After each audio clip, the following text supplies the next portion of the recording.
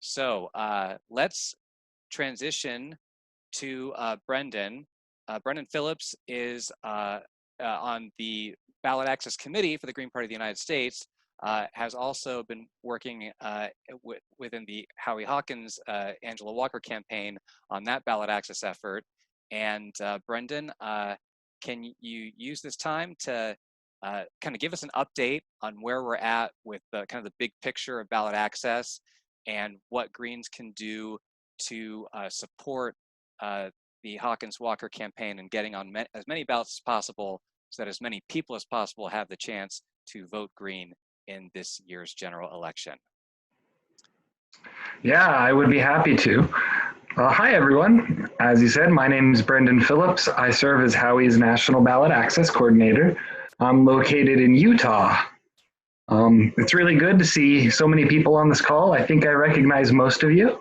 So thank you for being here. This campaign is really honored and privileged to represent this party on its highest ticket. And we're going to do everything we can to get on as many ballots as possible and turn out as many votes for this party as possible and build strong state and local parties that are, capable of getting people elected and pushing our legislation. So I'm really here to talk about ballot access. That's my thing. And I want to let you guys all know where we're at on our ballot access drive, what we're doing, what sort of successes we've had, where we've had problems, and what we need you to do to help.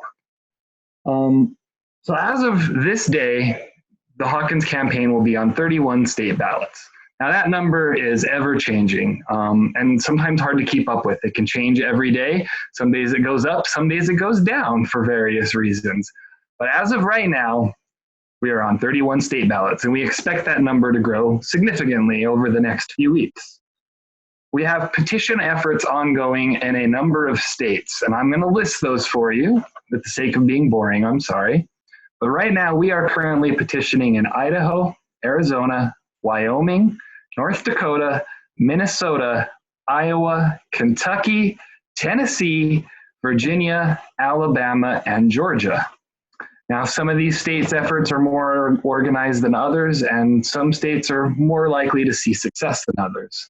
But we're hopeful that we can get the job done in all of those states.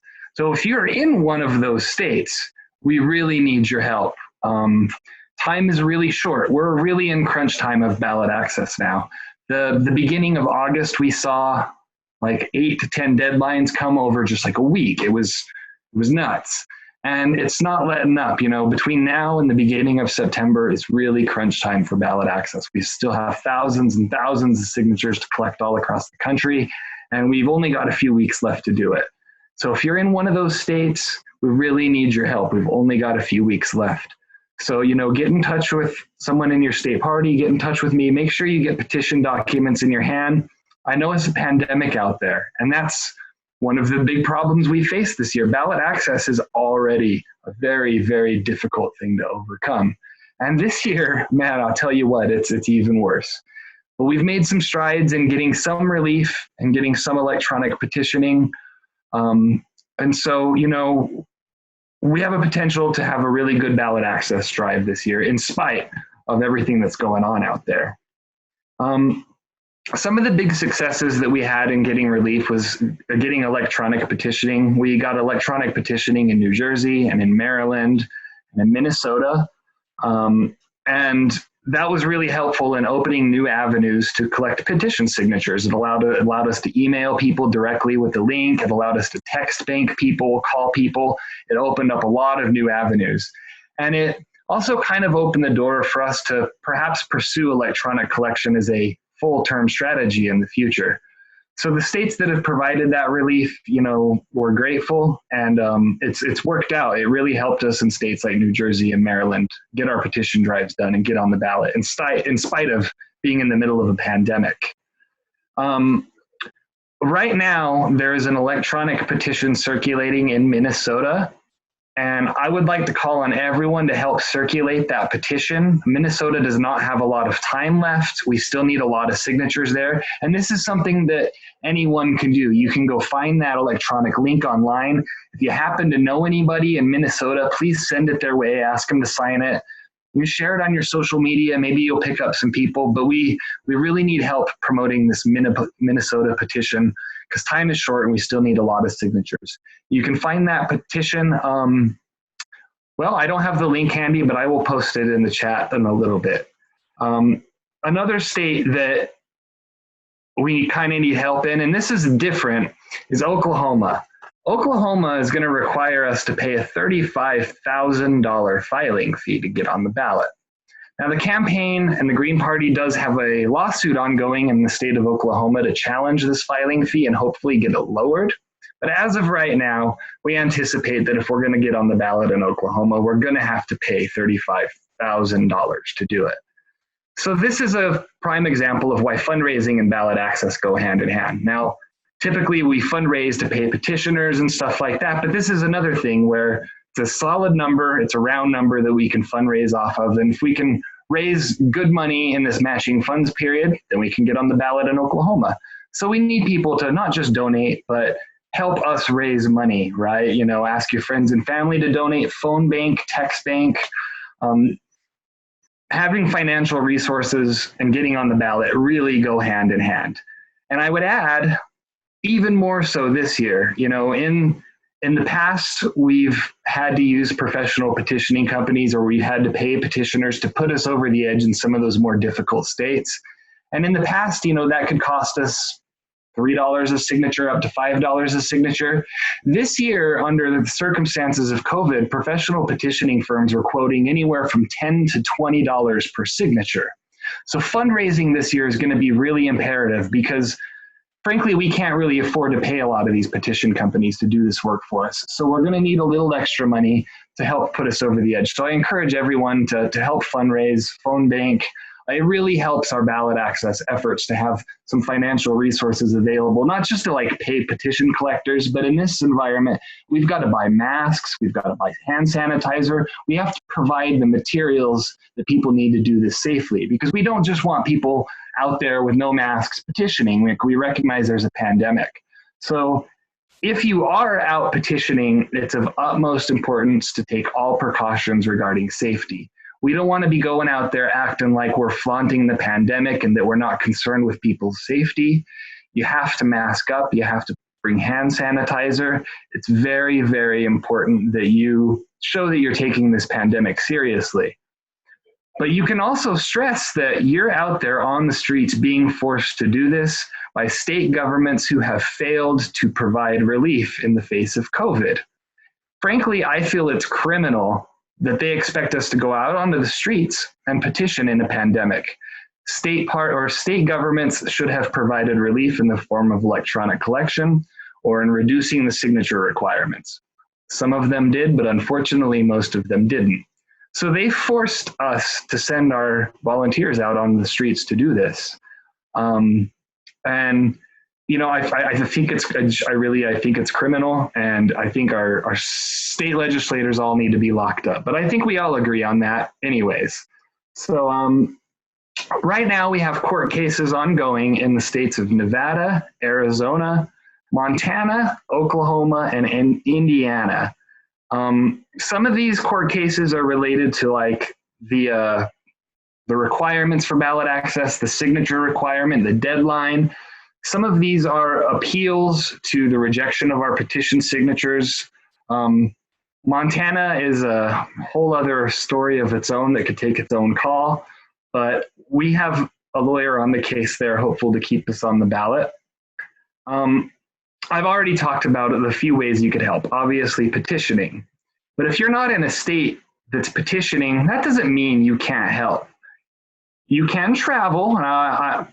I know not everyone can travel, but say you're in a place like Massachusetts or New Jersey that already has ballot access.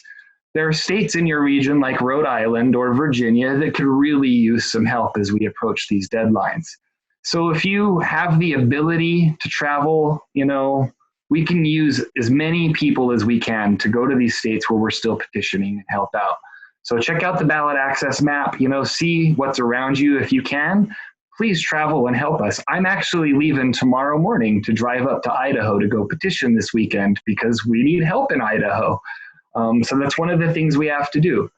And I'll say it again, we need people to donate. And I'm a terrible fundraiser. I hate to make sales pitches, but we need people to donate and we need people to help us fundraise. So I would encourage you to sign up for phone banking, sign up for text banking. It's really imperative to our fundraising efforts.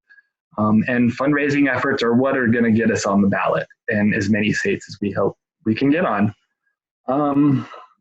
So Brendan, we want to the goal for this call is we want to really break down like what can Greens do immediately, like what can we get our members working on immediately, because I feel like the big picture like can be so hard to get our arms around. So like what I'm hearing from you is a couple things that we can immediately, no matter what state you're in, right? Every Green state party should be at the very least posting to their social media pages the link to the Minneapolis electronic petition and saying, do you have family in Minneapolis? Do you have friends in Minneapolis? Please have them sign this petition so that voters can have a real choice on election day.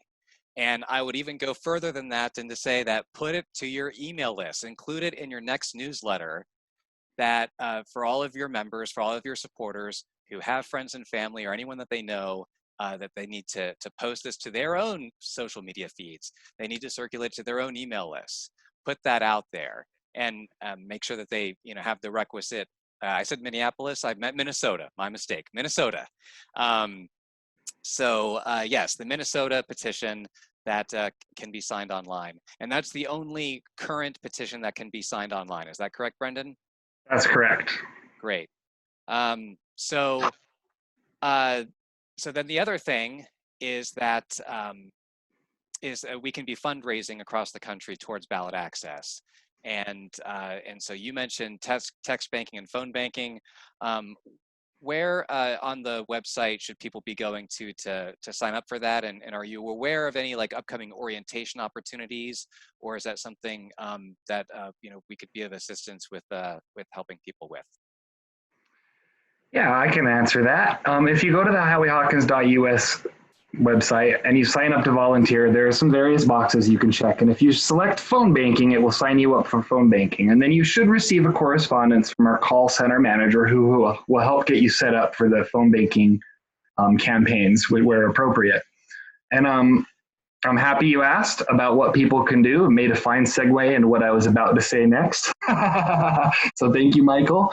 I mentioned some of the basic things you can do. Obviously, like he said, share the Minnesota petition in your state, fundraise. There are a few other things that I would encourage folks to do to help the campaign right now too. One of the big things that we're asking folks to do is a letter to the editor campaign. We're asking folks to send letters to the editor of their local publication and, advocate for covering Howie and Angela. We're asking people to submit op-eds to their local media, and that includes about ballot access. You can gripe to your local media about the ballot access obstacles we face. This helps raise awareness about the party and the obstacles that we face. I would encourage you to write. If you're a good writer, write some op-eds and submit them to your local media outlets. Social media is obviously really helpful, and social media is good for sharing the Minnesota petition, but it's also really useful to friend raise or raise volunteers. We've got a lot of ballot access related media content on our social media page. A lot of it's specific to certain states, but if you can share those releases, it helps us recruit volunteers. It helps us raise awareness about the obstacles we're facing. It's one of the most simple things you can do is just share our ballot access related content on your social media, your Facebook, whatever that may be that you use. Brendan, anything regarding like virtual house parties or anything like that for Howie and Angela? Yeah, that's something that can be arranged. We've been setting up, Zoom town halls. Obviously, Howie and Angela have a pretty tight schedule, and so we have to be kind of picky about how many of these we can arrange. But that is definitely something that I would encourage people to set up wherever it is they are. You can reach out to our campaign, and we can get you set up with a town hall, a Zoom meeting.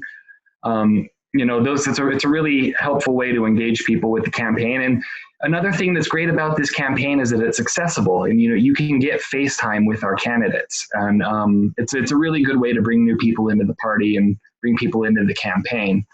And then you brought it up. Go ahead.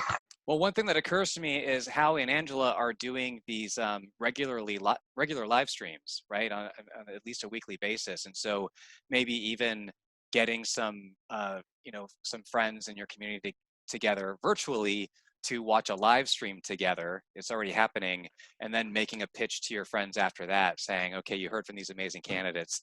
They are advocating for transformative wins the way no other candidate running for president and vice president are.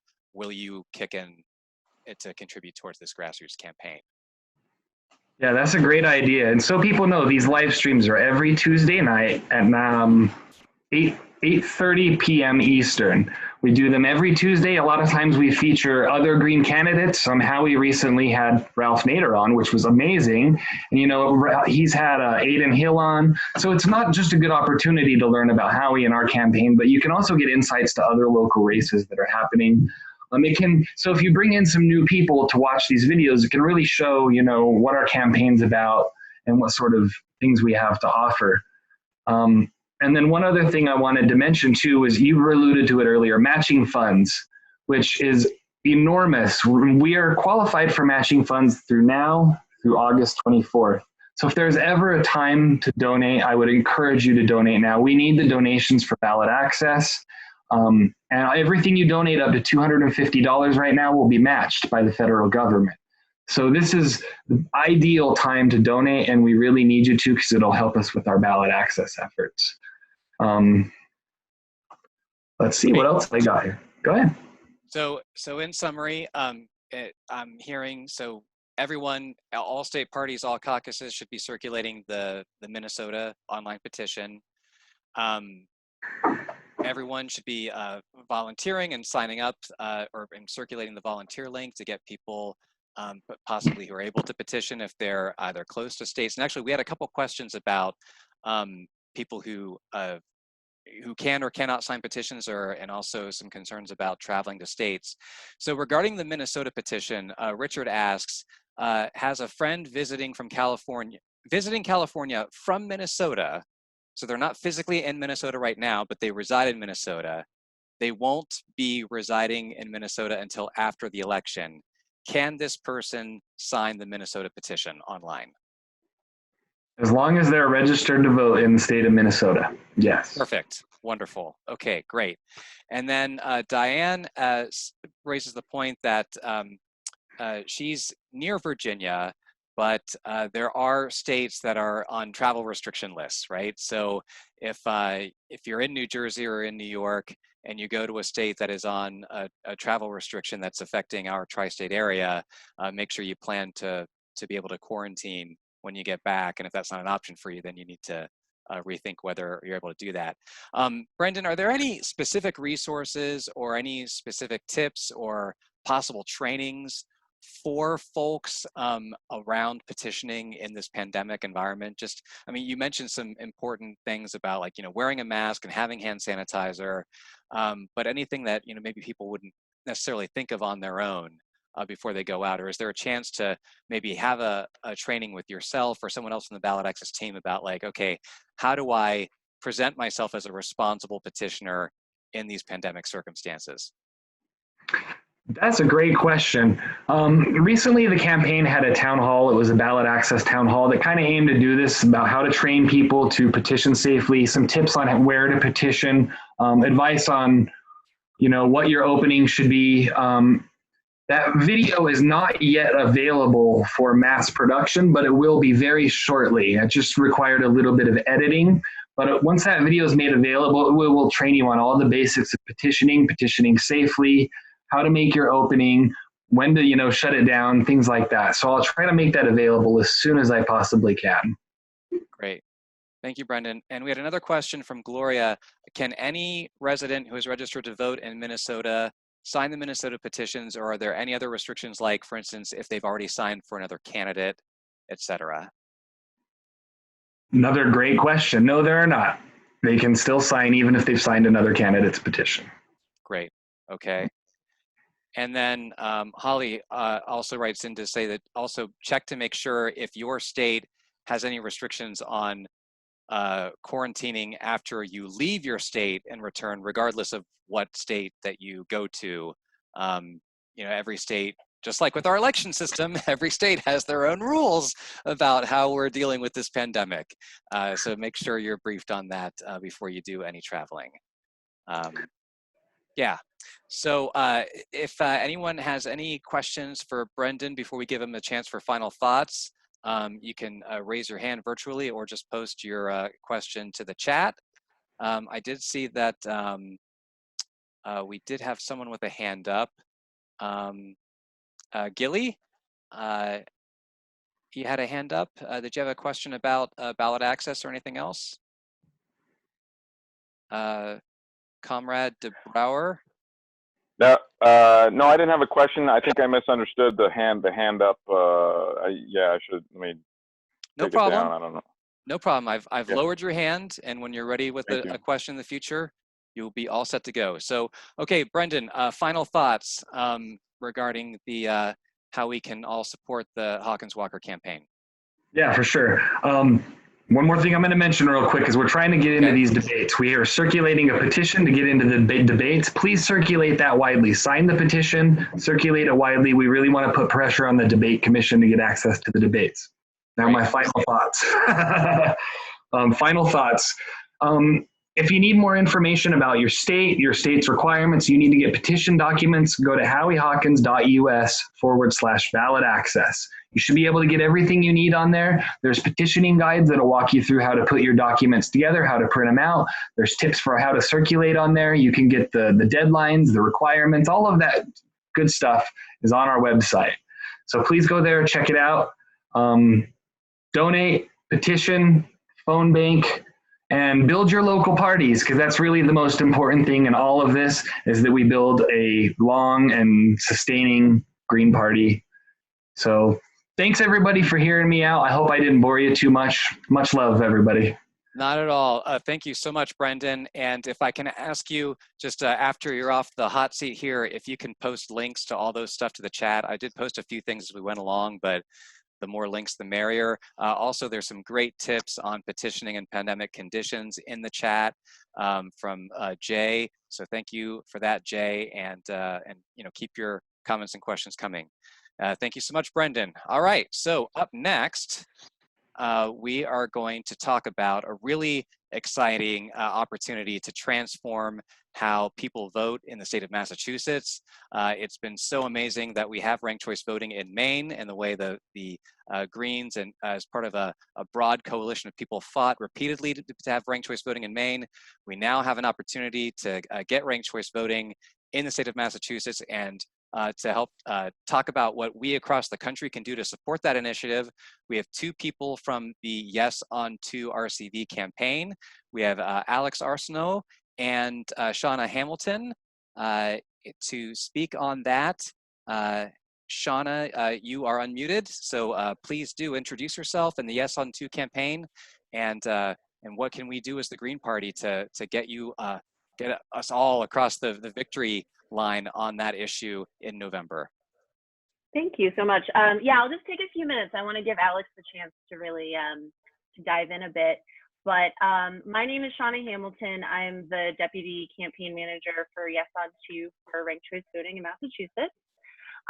We are so excited to even be able to say that.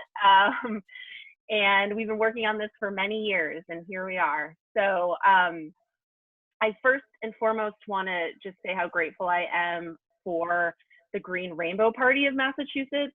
They have really been an advocate for ranked choice voting for years, and were instrumental in the formation of our organization from the get-go.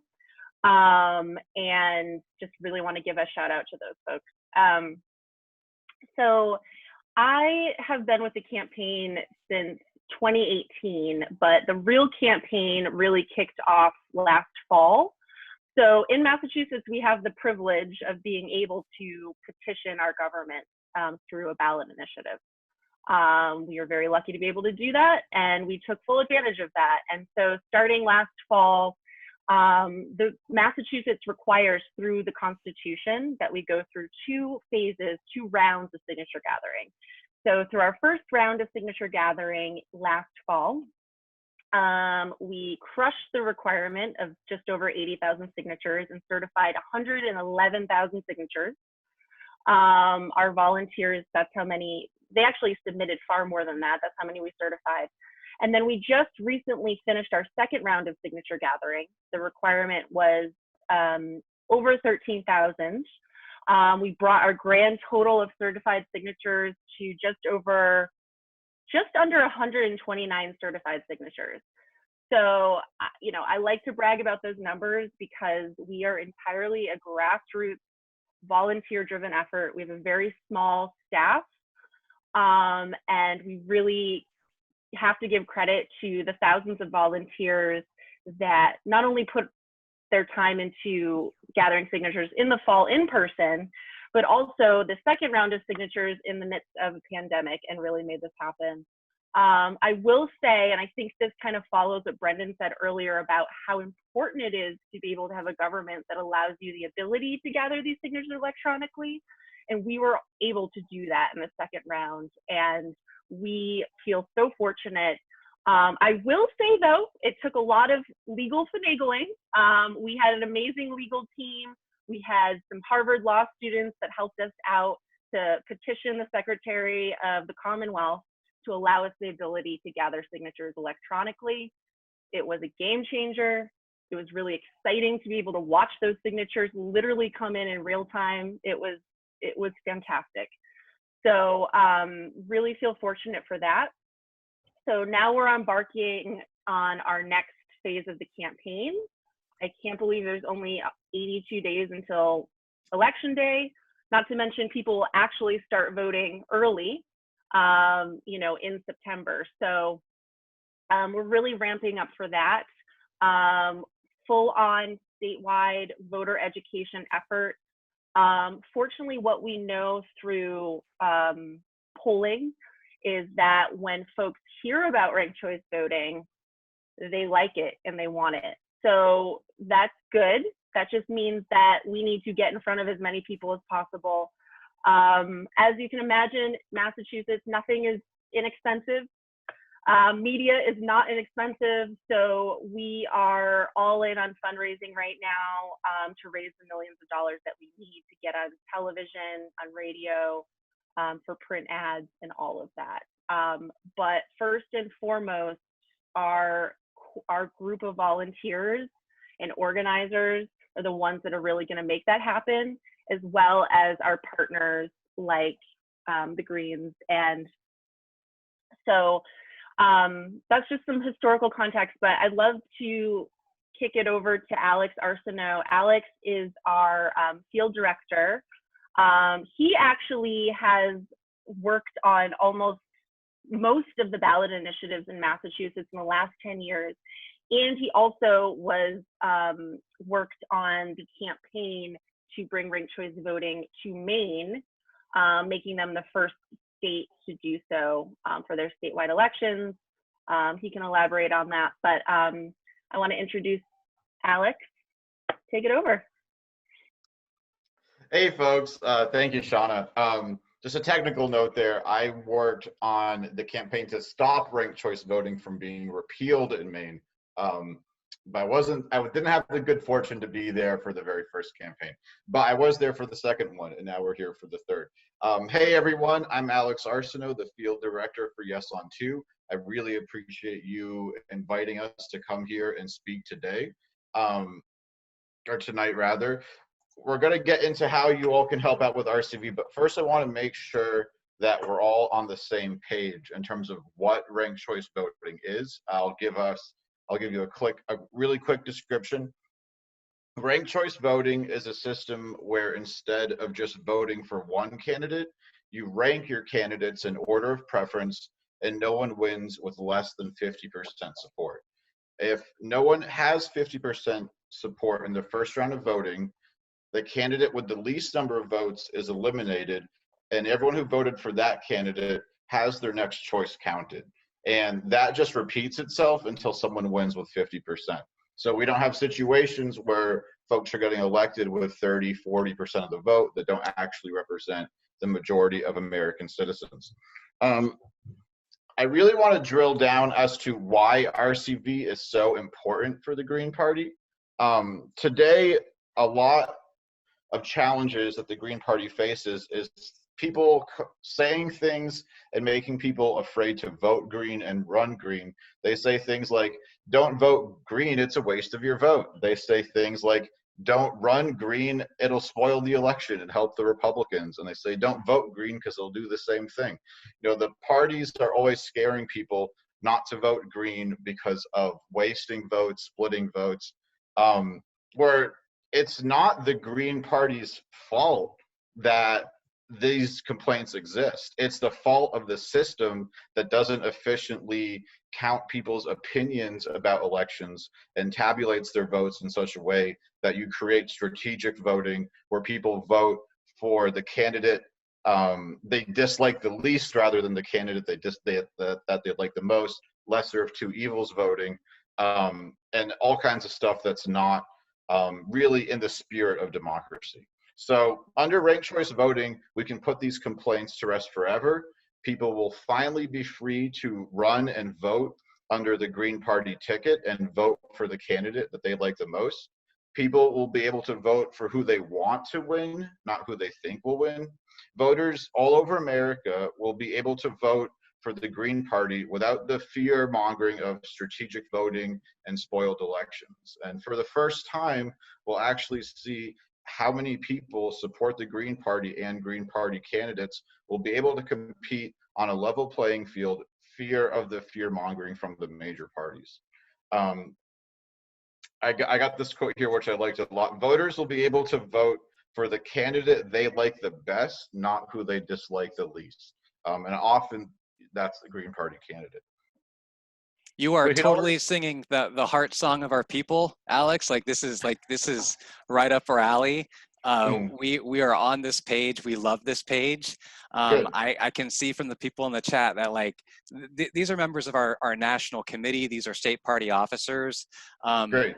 We want to know what can we do to make this happen? We're salivating. We are salivating at everything that you just described. What can we do to make this happen? Sure. Yeah, I'll jump straight to the meat then. I don't need to butter you up anymore. Okay, that's good to hear. Vegan butter. It's a vegan, heart healthy butter. Yeah, a vegan butter. Yeah, a vegan butter, of course. Sorry about that. So let's get into how Greens can get involved. And you can get involved today. Right now, we have a hill to climb in Massachusetts, and that is the hill of voter education. We don't have any organized opposition. No one's coming out with ads misinforming people about ranked choice voting. All we have to do is tell Massachusetts voters what ranked choice voting is, and if enough people understand it on election day, we will win. We know that when people hear about ranked choice voting, they tend to like it and they tend to want to vote for it. So, and we will win because that is exactly what we're going to do between now and November. Due to the pandemic, we are organizing a large remote field operation, which works perfectly for nationwide involvement. We will be hosting phone banking and text banking starting later this month and going through the election. And you can sign up right now. I'm going to put this in the link to volunteer with our campaign. So literally, please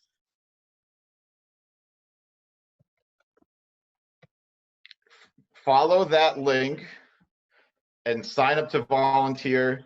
Do it right now. That's how you can get involved today. One of our organizers will contact you. We'll get you set up on our texting platforms. We'll get you set up on our phone banking platforms. And we will start educating voters as soon as possible. Also, and this is an idea that I had that I think would be useful for the Green Party. I see there's a lot of stuff coming in here on the chat. I will be addressing this soon. A lot of great stuff, actually.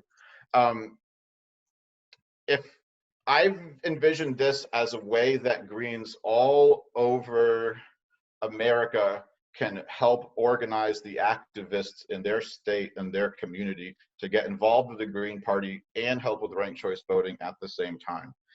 We can set up specific phone banks and text banks for state and local Green parties that you can then invite your activists to, get folks together in Zoom rooms, get all the Greens together and start helping out. with Yes on 2 today. I am going to put my email address in the search here. Yes, the Mass Pirate Party is endorsing. We have reached out to them, so that's great. And the State Green Party is also endorsing Green Rainbow in Massachusetts. Save my email address. Email me right now if you want to organize greens in your community to text bank and phone bank people in Massachusetts. We will get you set up. I even like the idea, like we could set you up calling and texting other Greens in Massachusetts to vote yes on RCV and get involved in the campaign. So you can help Yes on 2, you can help us build our volunteer base, and you can activate Greens in the state by getting involved in this way. So if you're interested in that, just give me an email, we will follow up. We have a room full of leaders here. You all know activists in your state who want people to fearlessly vote for the Green Party. Together, we can organize to educate Massachusetts voters about RCV, because RCV in Massachusetts, RCV Massachusetts win today is an RCV win in your state tomorrow.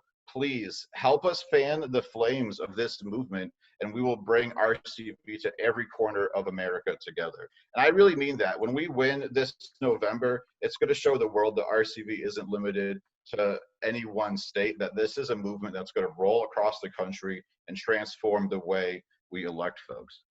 Oh, sorry, forgot to post it. Thank you for asking. My email address is right there. Let me also just post the volunteer link again. I know there's a lot of text messaging going on. So yeah, sign up to volunteer, contact me today. We will plug you in as soon as possible. Great. Am I out of time, or can I throw up another ask or two? And please throw another ask, and then we'll just do like another summary just to make sure everyone's captured everything. But yeah, go for it. Sure, yeah, of course. Yeah, great. Also, please include pro-RCV messages to your emails nationally. We need all Greens on deck to get this important reform passed all over the country. Email your local, state, and national Greens about RCV. Use our website information. Share our website with folks. Let's all get on board today and spread the good word about RCV now. Awesome. One more thing, we would love for Greens to host virtual house parties. We can host Zoom parties of Greens and the larger community to generate generate support, educate, raise money, and get involved with RCV. Campaign representatives will be happy to attend these house parties, do presentations, and get folks involved. If you are interested also about that, also please email me. And the last ask I have, I don't know if this is the venue for it, but we would love the National Green Party endorsement. I don't know if anyone on here is involved with that. But yeah, please, we have the state party endorsement. We don't have the national yet. So if you know who I need to talk to about that, or if anyone hears that person, let me know, and let's make this happen. We have multiple members of our steering committee on this video conference, and I'm confident that they will be eager to take this up in discussion, and we'll follow up with you about that. So yeah, thank you for that. So I just want to really underline for everybody. So sign up on the Yes on 2 RCV site that we put in the chat. Also, contact Alex to specifically introduce yourself and introduce your state party to Alex, because there are some, from what I'm hearing from Alex, some kind of custom tailored ways that they can plug you into reaching out to Greens within Massachusetts, and also plugging you into the efforts that you're also building the movement for RCV in your respective state. And that is something that we definitely want to happen. And then the virtual house party kit, I think, is something that we should all be looking at, and we should be learning from the Yes on 2 RCV campaign. So doing virtual house parties for them, but also learning from them and appropriating their best ideas for us to do virtual house parties for our own local candidates and statewide candidates and nationwide candidates. There's a lot of resources that need to be raised for a lot of really important grassroots campaigns across the country. So Shauna, Alex, any final thoughts from you? And thank you so much for joining this meeting. I just want to say Go for it. I'm excited to just see the enthusiasm in the chat, and so grateful to be here. Thank you for the invitation. It was nice to meet you all. I'll leave my email as well if anyone wants to reach out. Awesome. There was a question, would it be helpful for other state Green parties outside of Massachusetts to also endorse that? Would you like to contact? Okay. Yeah, I realized I accidentally responded to Craig privately and meant to do that publicly, Cool. but yes, absolutely. Awesome. Thank you. Great. Okay, thank you both, Alex and Shauna. Yeah, you can endorse on the website. Awesome. I'll leave that link. Wonderful. And so now we now get to talk about an amazing candidate and campaign running in a ranked choice voting election this year. I'm very happy that Kelly Merrill, the field organizer for the Lisa Savage for U.S. Senate campaign, the Lisa for Maine campaign, is in the meeting. Kelly, I'm looking for you to, I'm trying to spotlight your video here, and yes, you're spotlighted now. Kelly, wonderful to see you again. Welcome. Can you please let us know what's the latest with Lisa's campaign, the Lisa for Maine campaign, and what can Greens do across the country to help you at this phase in Lisa's amazing race for the U.S. Senate in Maine? Absolutely. Thank you for that warm welcome, Michael. I entered this meeting pretty late in the evening, but really appreciate that Alex has completely set me up. There's so much that I don't need to say about ranked choice voting now. So my name is Kelly Merrill. I'm the field director for the Lisa for Maine campaign for U.S. Senate. My pronouns are she or they. And I'm here to tell you why you should get involved, how you can get involved, and what you can do to help. Why you should get involved. Alex pretty much summed it up. Ranked choice voting. Ranked choice voting is where it's at. It is the people power that we need to change our very, very unhealthy democracy. So in addition to, our hope is that showing the nation that ranked choice voting works in Maine will create a ripple effect and will change politics in this country as we know it. In addition to that very large goal, I see this campaign as a way to further your own development and your own capacity for yourself and for your members to do the work, whether you're building the state party, the national caucus, whether you yourself are running for office, helping get someone else elected, or you want to get ranked choice voting passed in your own state, because it's just that important. So what can you do to help?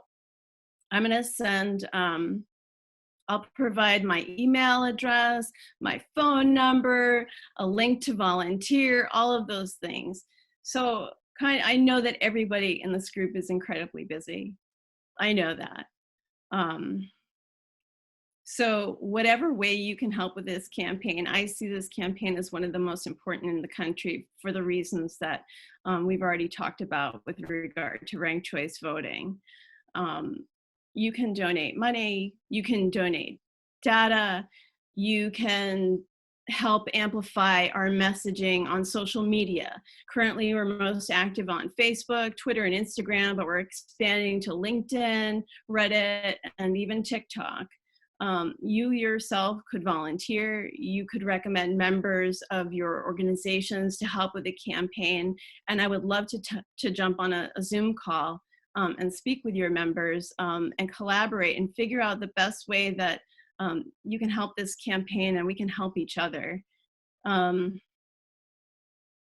So there are any number of projects in the field that we could use help with.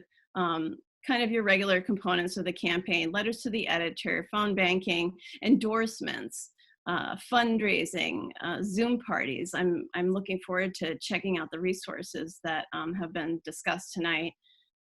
We have some really interesting spaces. We're doing some really creative work because, as many of you know, grass campaign we can't compete with larger campaigns, so we shouldn't try to compete in the same way. So we've gotten really, really creative in our approaches. Yeah, so we're looking for leaders to take charge in whatever area they find most interesting. And to that end, we have a firm that will assess skills and interest and match you to a place where you're best suited and where you're going to find the work the most rewarding, and in whatever capacity you have, whatever that is. So that's pretty much the pitch. We have this amazing team, and we have this unprecedented opportunity, and we have a phenomenal candidate. This is so exciting. I'm grateful every day to work on this campaign. I've been working on it for 8 months now. The campaign just keeps adapting, growing. Lisa Savage just gets better and better. I don't know if you've seen her in an interview. I would highly recommend checking out some of her content because it's really, really unsurpassed. And we've been meeting the challenges of the pandemic with collaborative strength and resilience. And I really want to share that with folks because it's a wonderful space to work in and to grow in. And like I said, Lisa Savage, she's the real deal. She walks the walk in a lot of ways. This is an issues-based campaign. So if there's something you're particularly interested in, we're probably covering it, and we have a place for you. We have a place for your members. Lisa Savage is, like I said, she's an amazing candidate.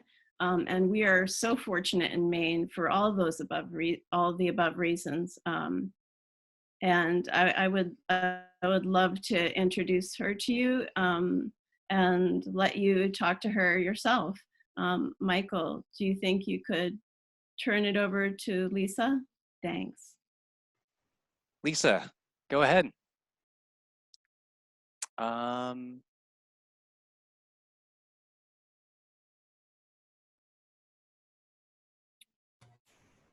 We can hear you now, Lisa. Okay, good. Awesome. Hi, everybody. Well, I'm glad I stayed up late enough to hear all those wonderful things said about me. I'm a retired school teacher, just have retired from 25 years of teaching school, so I have to get on this new campaign time frame where, I'm up working at 10 o'clock at night. Luckily, there are some very enthusiastic younger members of my team that are working all the time. I see many supporters here. I want to. Oh. Has Lisa cut out for everybody else? Yep. Okay. Let's see. She's not on mute. Might be a bandwidth issue. Stones Reach this Okay. week, very exciting. We've been invited to both the first two debates. The first one will be on September 11th, and the second one is in mid-October. So that is very exciting to be able to put our case right directly to the voters and speak to them. The two corporate candidates are just flooding the airwaves with tons of expensive negative advertising, and that's making us look better.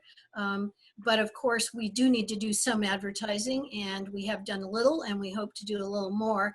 Also, this week, the very first poll included us because they keep polling about this race because it's so heavily watched, but they forget it's ranked choice voting. So they just ask, are you voting for Susan Collins or are you voting for Sarah Gideon, the Democrat? This week, the Bangor Daily News asked, would you vote for Lisa Savage? We got 5% in the first pick, which is, we're pleased to be on the board. But the really exciting thing is they said, who would you rank second? And we were up to, I think, 33%, over 30% anyway. I just saw it today. So that is very exciting. We had more second round picks than any of the other candidates. And as we all know, ranked choice voting is a game changer. I feel very lucky to be the spokesperson for this amazing team of people. They're working super hard. They're really smart. If you haven't caught any of our informational webinars, you might want to check that out. We're doing ranked choice voting coming right up. And even if you're not free, at 5 o'clock in the evening on the day it goes, if you register, then you'll get an automatic link to the recording. And we've been getting very positive feedback. We've been basing the webinars around some of our prominent endorsers. So we started with Chris Hedges, we've had Dr. Margaret Flowers, and we have several more planned. So I really want to thank everyone for so much interest in this campaign. It is a flagship for ranked choice voting. I'm super excited about Massachusetts also. I tell people all the time in Maine, Massachusetts has it on their ballot as a referendum in the fall. And thanks for working with us. We're in it to win it. So be well, everybody, and thank you. Thank you so much, Lisa. Thank you for running. Thank you for leading the charge in Maine. And I know that in Maine there are some Greens who are running for state legislature, and so we definitely want Greens to support those campaigns as well. The webinars that you're talking about sounds like great information for state party newsletters and information that you're disseminating to your Green Party members across the country, because I'm sure things that you're talking about in Maine are issues that are affecting the rest of the country as well in many cases. And certainly the people that you're talking to, like Chris Hedges and Margaret Flowers, are people who are of interest to Greens across the country. So all these things that you're doing online, we want Greens to be circulating those, and do plug in with Kelly on the volunteer front in any way that we can, get virtual volunteers helping out your campaign. We want to do that. We are going to be going to Nassim Nouri in just a moment to be talking about some amazing campaigns that are running on the other coast of the country in California. But before we do that, Kelly, any final thoughts from you?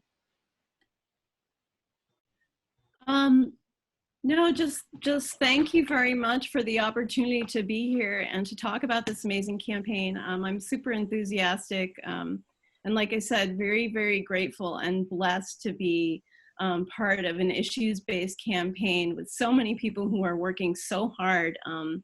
We don't have big egos in our organization. We have incredibly gifted, smart, collaborative people working together and moving through, so much difficulty. And it's just, it's a fantastic opportunity for Maine. It's a fantastic opportunity for ranked choice voting. It's a fantastic opportunity for this country, not only to have Lisa in the game, but like I said, because ranked choice voting will definitely improve the health of our democracy.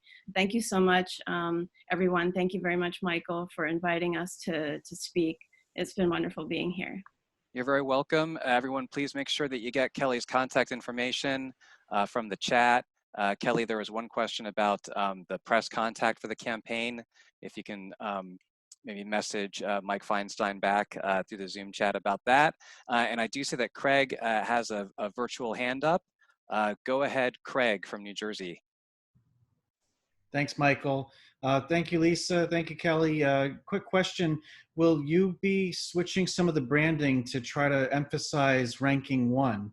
Like rank Lisa #1, others, after, or something like that. This is the intriguing point of ranked choice voting. You don't need to kind of bash the other person, but you kind of want to highlight yourself by putting in the rank and ranking #1. So I don't know if you guys are working on some type of rebranding for that. And for everybody that's here involved with ranked choice voting, it's great. We started it in New Jersey. I worked with a couple people, and as a couple of Greens, we started Voter Choice New Jersey, and we're literally just had our 3rd state meeting, and we're growing, and we're going to be able to raise money and put forth, we think, RCV in New Jersey, hopefully by the end of next year, and start fighting for it. So it can be done. We're going to lean on each other. So if any other Greens want to get involved and start, let me know. Reach out to me. Thanks. Fantastic. Thank you, Craig. Kelly, do you have a brief answer for Craig regarding the rank Lisa first?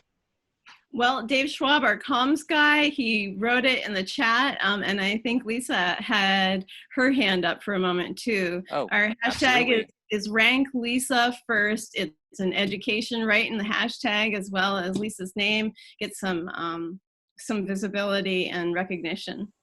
Rank Lisa first. Awesome. Okay. Lisa. Yeah, I Lisa. just want to say thank you, everybody. And yes, I'll leave it in the capable hands of Dave Schwab and Kelly Merrill. Awesome. Good night. Thank you both. Okay, Nasim Nouri from the Green Party of California. If you can please unmute yourself. Hi there, thank you. All right, Nasim has updates on, I've been talking to Nasim about the amazing things that Jake Tonkel has been doing in his race for City Council in San Jose. I've been following their campaign avidly online, and I cannot wait to learn more. Take it away, Nasim. Thank you so much. I'm so excited to be reaching out to so many members of the National Committee here. I love this venue, so I hope there's more of this, especially in support of our candidates and campaigns. We have so little time left, and this is a great opportunity. My hope in this couple of minutes is just to share with you some things about not only Jake's campaign, but also a few other candidates that I've been in touch with.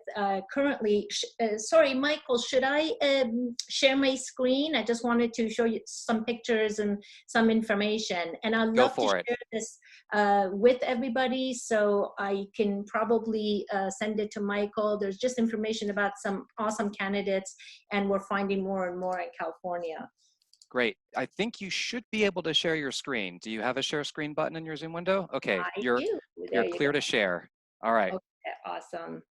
So my name is Nasim Nouri. I am one of the members of the coordinating committee in Green Party of California, and I'm also on the Green Party of California Clearinghouse coordinators. So what I would love to do is introduce you to some of our green candidates. Currently, I have information about 7 candidates to share with you. I love to feature Jake's because I work with Jake's campaign closely, but currently there are 42 Greens in local office today, at least, and there are also 7 other candidates that we are trying to confirm and get information from. So we're pretty excited about these courageous folks who are running for office. It's always takes courage to do that.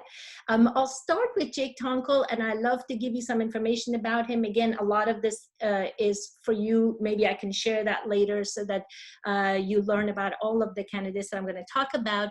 But I'll also want to touch on the other candidates. I briefly caught up with them to ask them about their strategy for campaigning. My hope is not just to introduce them, but to also talk about a little bit about what are the challenges they have in campaigning right now, and what kind of specific help they could use, and your constituents and your Greens in your area could help them with. Jake is a biomedical engineer. He's a Peace Corps volunteer. He's always been a Green since he was 18, unlike myself. I'm new to the Green Party. There's information about his contacts here, but I'd like to highlight that he actually finished 2nd out of 4 candidates in his district. He's running for San Jose City Council. His district is very mixed. It's an interesting and challenging constituency. He beat 2 Democrats, and the incumbent received 48% of the vote, and that's how Jake got to go to a runoff in November. So he earned 28% of the vote. His strategy from the very beginning has been to really focus locally. He's trying to gain local alliances and also endorsements. He's very strongly focusing on endorsements. His general strategy has been to do a lot of live streams, of course, in this time, but he's involving local community leaders, and that is a way that he's using to actually reach to their followers and their groups. That's one way to expand the base of a candidate who's running obviously at a disadvantage against incumbents. He's using strategies like literature drop, phone banking, social media, of course, ads and videos, and sometimes community service. This is really interesting because instead of trying to form a campaign event, he's campaigning while he is bringing volunteers to community events. So he also, because we're a college town, he's taking advantage of college interns, and he really worked hard to try to find folks in his campaign that could organize volunteers. I saw in a chat before, for a lot of these campaigns, one of the biggest challenges, how do you manage volunteers? You can drive people to your cause and your campaign, but managing them is probably even more challenging than finding them. So I'm just going to touch on what his next events are. He's organizing events 4 times a week on phone banking. He's focusing really strongly on phone banking, and he also has a literature drop events. And specifically how to help his campaign is really collecting donations, banners and literatures, and also social media advocacy. When people can't, go lit drop because you're many miles away, just spreading the word about every single candidate we have and about their policies and highlighting how they compare with other local candidates actually is very helpful. One of the things I wanted to bring up here about Jake's campaign has been his very intentful strategy to build alliances. He focused on endorsement really early on with organizations and community leaders. He's been very involved in the community. He was a South Bay Alliance California Public Banking Alliance lead in South Bay. So he's been working with public banking. He's been working with Divest platform. He's been actually working with electoral reform. So there are a lot of things that he was already involved with. So he was able to pull those organizations and get a lot of support from them. What we're most proud of in his campaign actually has been the labor support he's gotten. The South Bay Labor Council never before in our history has endorsed the Greens. So this is their first, but they are realizing how labor friendly and labor supportive Greens are and why we are that way. So you see a list of his endorsement, but on top of that, he also is gaining endorsement from our local political leaders, focusing very specifically on progressive leaders. He has gotten assembly members who are very popular here. Our Santa Clara supervisor who's running for state senate, Dave Cortese, has endorsed him. 3 of the current San Jose City Council members have endorsed him. And you see the list of many other people. Actually, he has a very long list on his website. But again, that was a very intentful, intentional part of his strategy in trying to move beyond parties and into people, gaining people's trust and respect. The reason why this is an incredibly important campaign is because we've never had a Green on San Jose City Council, but San Jose is a very large city. People in his district are actually relatively underrepresented because of the money balance. The incumbent is very, very big, developer friendly, and the biggest issue in this city is development, homelessness, and the housing crisis we're facing, which is going to get a lot worse everywhere in California and everywhere in the country. So that's kind of all I wanted to say about his campaign, and I wanted to quickly go through another few awesome candidates that we have running. I want to invite you to just check out these folks' campaigns. They are on our website under elections, and they always will need help in any way possible. But social media advocacy is something that anybody can do from anywhere. In fact, we have international people who are, global people who are helping some of our campaigns. Margaret Vila is running for the California State Assembly in District 58. Her strategy also has been a lot of social media, post-COVID, so voter outreach, memes. She's needing very specific help with text banking that can be done from anywhere, phone banking, donations. So that's something that if you're able to advocate and spread the word around, would be awesome for her. Aiden Hill, you heard that he was actually interviewed by Howie and Angelo. It was awesome to see him. He has run for mayor before in Berkeley, incredibly involved in community building and addressing and highlighting homelessness. He's working on a youth turnout. He could really use actually help with donations and know-how around snail mail campaigns. It takes a lot of money to send a mailer, as you all know, and he has 62,000 households to reach. Also looking for website developer, designer. These are the kind of things that we'd love to have help with for him. Emmanuel Estrada is running for mayor of Baldwin Park. This is southern Los Angeles area, I believe. And he has really focused his campaign. I asked each of these candidates, what was your strategy? What did you just wanted to accomplish in the beginning? And he's really focused it on creating a really viable, strong image, very professional website, very high quality online presence, social media. He's doing advertising. He's created a massive banner that a lot of cars drive by, youth as well, and media and memes. Sorry, this is not his next event. I couldn't get his next event, so that's an error. And also he would like to, these two last lines, sorry, I missed his. Emmanuel is really looking for online advocacy as well. And he has videos completely covered, so he actually doesn't need a lot of help with that, but his focus in social media. So that's what he's doing. We also have Steve Breedlove. He's running for Chico City Council. Really interesting demographic there. And he's focusing on literature drop, really trying to meet voters face to face, but it's very difficult. So he's trying to use peer-to-peer voter networks, really working on fun events like socially distant banner painting projects. He also, he also is needing some help with digital door knocking tools. These are really expensive tools that these candidates need, but you know, it's if we know other people who've used them before and can help these candidates, that would be another remote way that people can help.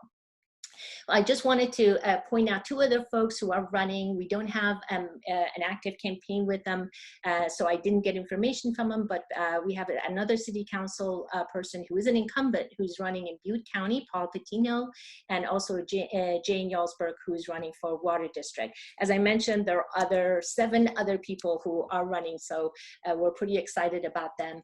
I just wanted to really quick put this up and mention that kind of in this post-COVID era, campaigning has become both an opportunity and a challenge. If you think about how campaigning, traditional campaigning has shifted, we've moved from online outreach, you know, face-to-face outreach, a lot more to online outreach, where a lot of things are falling into that online bucket. Phone banking, text banking, social media, if it's earned or free, live streams, video memes, Zoom webinars, you know, a lot of chat rooms. But also in our in-person campaigning, a lot has changed. We are doing lid drop, not really knocking and trying to get to be face-to-face with people. All of our events have to be either outside or socially distant. So a lot of people are shifting to already organized community events. And then, you know, even some of Jake's constituents are suggesting they have driveway meet and greet where they draw a circle on their driveway and invite their friends over. As you see, these are really like, there's upside to these things because they're easier. People can do a lot of online work from home. They don't have to be trained as much, but also the downside is that these are really less personal contacts. So there are more tools and money needed, and really they're less accessible to people who don't have online access, and therefore they're going to be less inclusive. So those are highlights that campaigns really need to you know, keep track of. So I just want to end by thanking all the amazing candidates and campaign workers that are really pushing green values forward with every drop of sweat that they're having on their campaigns. So thank you so much. Thank you, Nasim. Thank you for all that fantastic information. And what I'm hearing from you is that the vast majority of candidates that you were talking about, they have mechanisms for incorporating virtual volunteers. They want virtual volunteers, whether it's for social media outreach or whether it's tech kind of volunteering, like you talked about, website contributions or other things that can be done online. And that people, I really encourage Greens to just sort of like pick a direction that feels like most like attractive to you, that you feel most motivated, and then just go for it and dive in. And we don't have a lot of time before Election Day, and so my goal, or our goal for this call, was to present to Greens across the country a smorgasbord of opportunities to say, no matter where you are, no matter how many Greens or few Greens are running for office, where you physically are, there are so many important ways that you can plug in to build the Green Party and win issues that we care about across the country. So I hope we haven't presented too much in a way that feels overwhelming. I want to again encourage you to just don't feel like you have to do virtual house parties for every single candidate and issue that we talked about tonight. Pick the ones that you feel are the lowest hanging fruit to go for and start there. But learn from those issues or campaigns that you engage with, so that we can keep trading ideas and information about what's working and what's not in this unique COVID situation. Now, there was one last update that I wanted to get. Laura Palmer from Texas had a brief update to share before we wrap. Laura, I'm looking for the participants tab so I can unmute. There, I just raised my hand. Wonderful. Okay, perfect. Laura, do you have if you can give us a couple minutes of an update on what's going on with the Green Party in Texas? Sure, thank you so much. Can I share my screen to show you a graphic real fast? Once I make you a co-host, yes. Okay, let me just pull up this graphic right there. I just shared a screen. Can you see that graphic? Yes. Okay. So just very briefly, the Green Party of Texas regained its ballot access in 2019 because of a change to the ballot access statute in the state, which also introduced a small bit of uncertainty for us related to filing fees. So some of our candidates in Texas paid the filing fee, and there was a last-minute injunction, and we thought that they weren't going to have to. So other candidates did not pay a filing fee, and we've had some uncertainty about whether or not all of those nominations to the general election ballot would be honored. But based on our most recent communications with the Secretary of State's office, they have listed the status of all 8 candidates, not counting the national ticket in Texas, as being candidates for the general election. So based on that, we are preparing this graphic, which has just a couple of little typos that need to be fixed. Don't worry about that, we are gonna fix them. But we have piggybacked on the national campaign's artwork to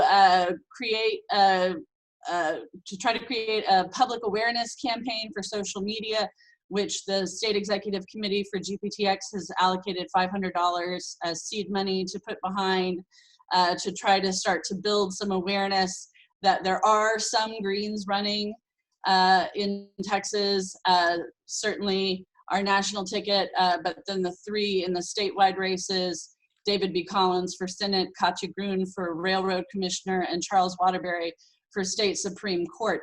Now those 3 statewide races provide us the opportunity to make the 2% ballot retention threshold that would extend our ballot access through 2030. Based on the new statute, we currently have ballot access through 2026. So I wanted to share this effort with you.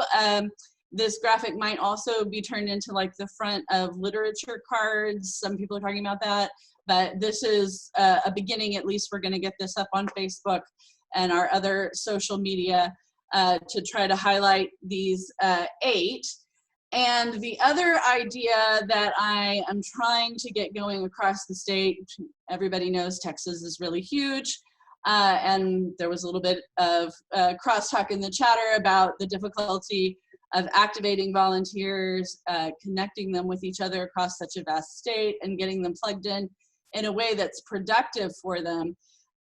So we are hoping to take just the Hawkins, Walker, Greens for Prez and VP, that styling, and make large banner signs to do like a large banner signage over freeway overpasses kind of campaign.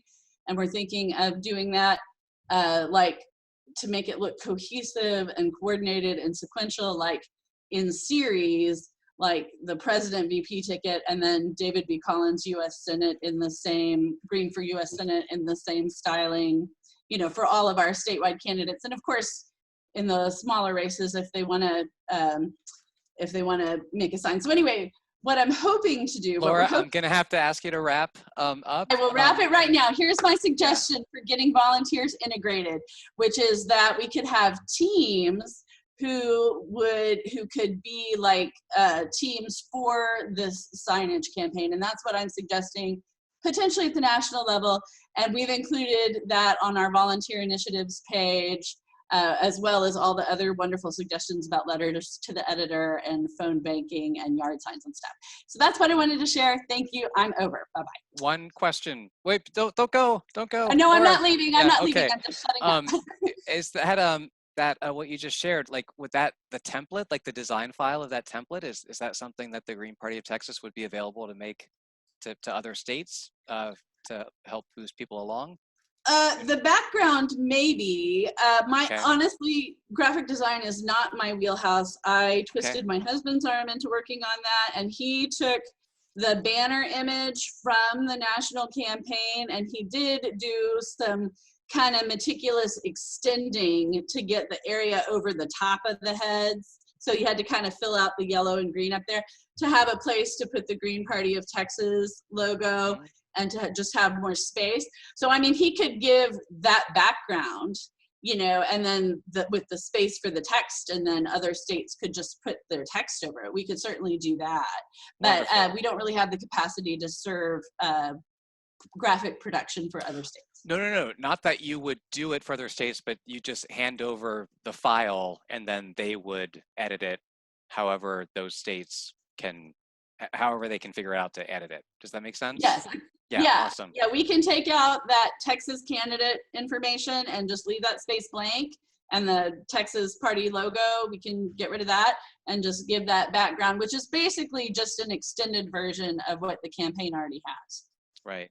And even if you leave in the candidate information, then people can just they can just go in and edit the text and it's already lined up for them, and then they can delete if they have fewer candidates or add if they have more. But yes, they wouldn't be circulating it with Texas candidate information. They would change that before distributing. Should I give that to you, or? Let's talk outside of the meeting, and then we'll figure out the best way to distribute that.